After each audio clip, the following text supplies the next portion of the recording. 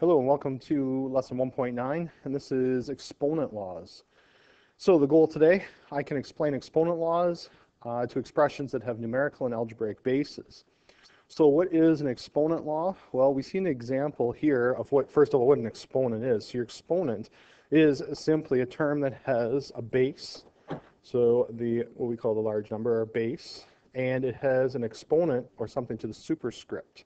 Okay, and the way we say it is we say this as 3 to the exponent 4, or you can also say it as 3 to the power of 4. Both are acceptable English expressions for that. All right. So first of all, what's an exponent indicate? And what it is, it's simply repeated multiplication. And I'm going through this kind of quick because you should have seen this in your grade 7 and 8 course. So if you see 3 to the power of 4, 3 to the exponent 4, that means that 3 gets multiplied by itself 4 times. And if we go the opposite direction here, if you see 2 times 2 times 2 times 2 times 2, we can simplify that or write that as 2 to the power of 5, or 2 to the exponent 5. Now, most common power buttons look as follows. So if you get out your script calculator, there's a scientific calculator there, but that's not for the iPads. If you get out your script calculator or my script, or just the iPad calculator, which is probably a little bit better for the grade 9 course, you'll find one of these 3 buttons on the iPad, and you can just do a quick check here. So if you punch in 3 to the exponent 5 and then hit your equals, you should get 243 on the calculator. So make sure you can actually use that appropriately. Now here's the meat of the lesson, and it's our 5 laws for exponents. So this is going to be a little bit of a challenge. It's always the more difficult lesson in the unit. So I'm going to go through some simple examples, and I'll put a couple more challenging up there. But there are 5 laws, and the first law is the law of multiplication.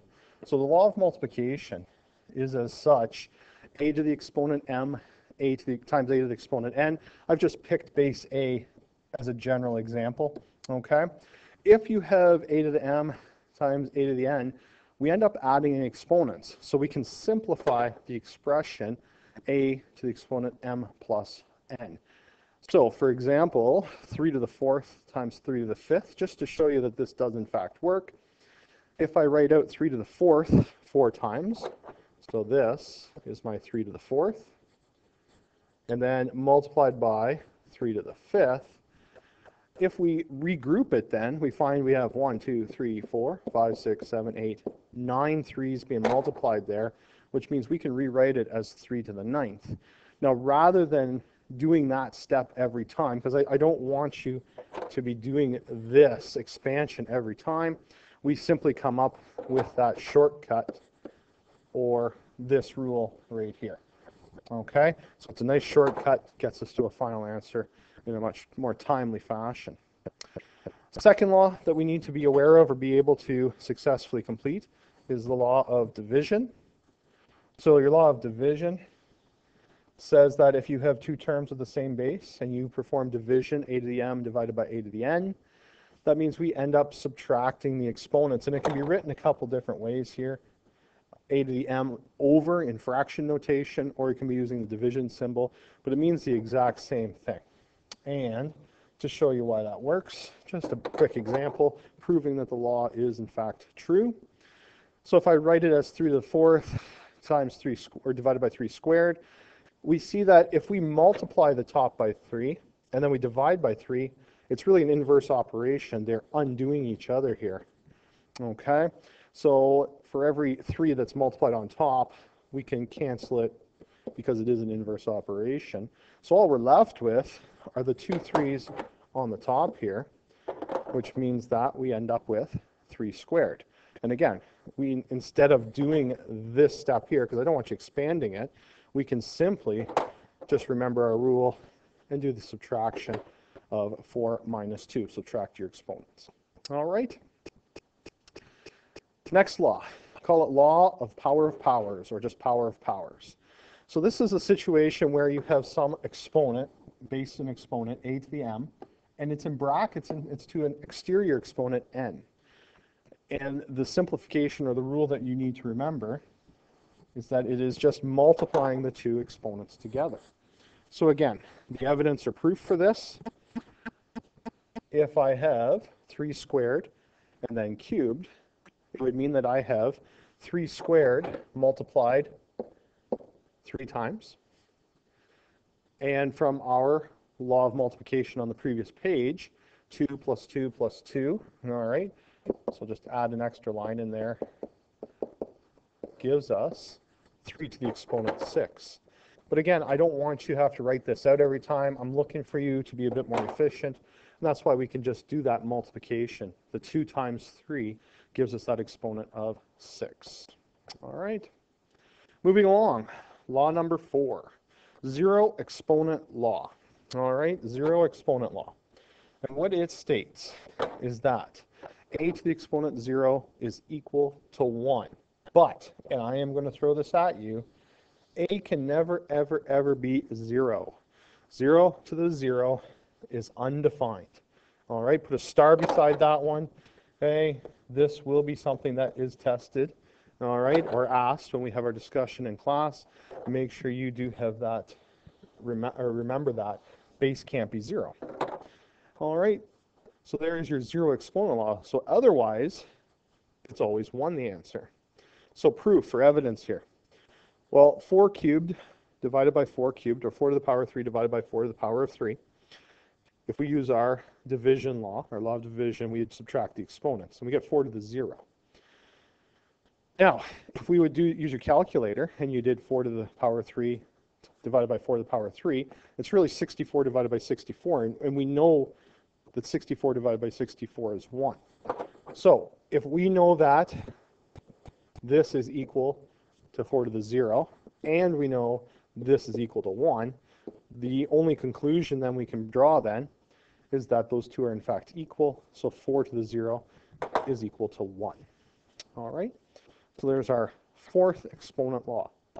Now I've left the more challenging one. I'm going to talk about it as we go through a couple of our examples. So flipping over, I've got a couple of examples here that are pre-done, and I'm going to add a couple on there. So if you have some extra paper handy, I want to go through and do a couple here. So I'm just going to go through, and we'll talk about them as we go through. So I'm going to grab, oh, one sec. Okay, I got my magic pen. So we're looking at this question right here. 3 to the 3rd divided by 3 to the 9th. So division rule, we would subtract our exponents, and that's what we do here. 3 to the exponent 3 minus 9. 3 take away 9 is negative 6. So we have 3 to the exponent negative 6. Now I'm going to put this in as our 5th rule because I don't have it listed officially. So our 5th rule is the negative exponent rule. Negative exponent rule. And this one's a tricky one because proper mathematical form says that we cannot leave a negative exponent in our answer. So if I tell you, I'm going to tell you what the rule is first. A to the negative n, we can rewrite this as 1 over a to the n. So all we do is we change the location. A to the negative n is technically in the numerator. So if we flip the fraction, it goes to the denominator and the exponent becomes positive. Or if the negative exponent is in the denominator, we can rewrite this, putting it in the numerator. So this is our negative exponent rule, and this one's going to come into play quite a bit because you can't have negative exponents in final answers for proper mathematical form. Okay, here's the proof. I'll give you just a quick example here. If you put into your calculator, your iPad calculator, 2 to the exponent negative 1, you'll find that the calculator will spit out 0.5. Now we know that 0.5 as a fraction is 1/2. So now we have 1 over 2, and we never write in that exponent 1 because it's assumed, so it's really 1 over 2 to the 1. All right, so back to my example then that we were working on. Get my pen back. Oops, don't want that one. Here we are. So we ended up with 3 to the negative 6 using our rule for division. Negative exponent law. We flip it, we put it into the denominator, the 6 becomes a positive exponent, and we end up with 1 over 3 to the 6th. And you don't have to use your calculator. I don't want you to calculate out that large number. Here's an example of a multiplication rule. So if there's brackets side by side, it's multiplication.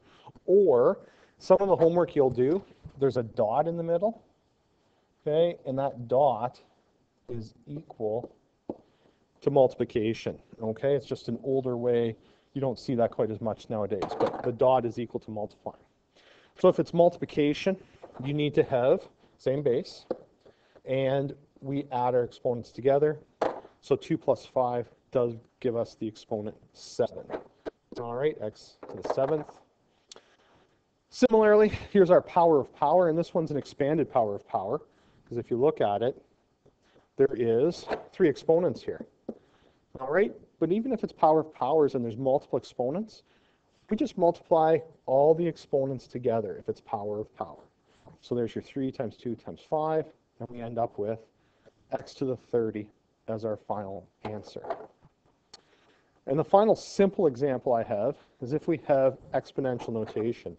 So this 5 is going to multiply every exponent inside the brackets, and I'm going to show you this in the next video. The 2 we assume to have an exponent of 1. The 3 we assume to have an exponent of 1. So we multiply that 5 in to that exponent, but this exponent also gets multiplied as well. So if 1 times 5, and I'll put that over here, times 1, times 1, so we end up with 2 to the 5th over 3 to the 5th. Okay?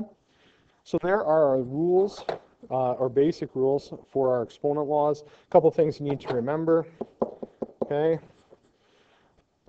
For exponent laws, first thing is the base, or bases, must be the same.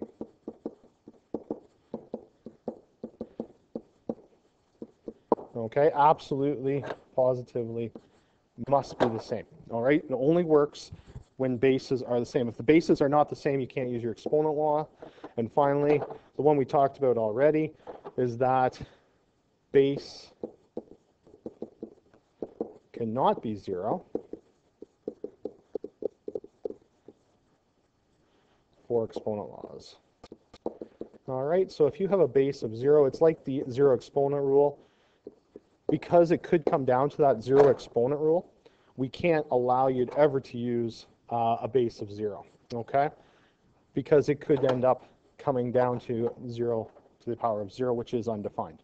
So anytime you have a base of 0, so base of 0, the answer is always undefined is the word or terminology I'd like you to use. Okay? The next part of the note, it's just blank. I'm going to make up a couple questions. So if you can grab it, if you have a backside of a page that's empty, we'll put a couple of examples on there. Or if you need one, grab a quick piece of paper before you start the next video. And I'll go through. I'm going to make up a couple of examples, and we'll go from there. See you in a minute.